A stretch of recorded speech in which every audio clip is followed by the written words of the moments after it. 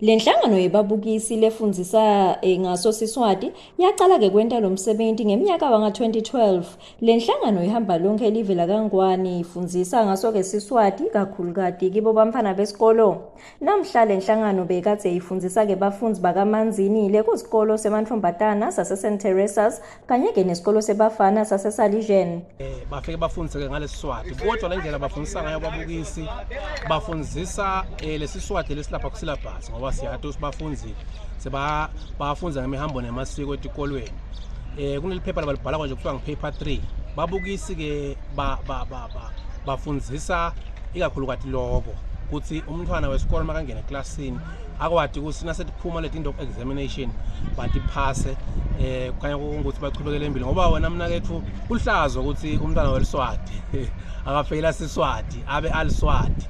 Kungakho ke sibabo kwisizathu labafundzi bebamvunuleke bathonsa kilo keleli langa.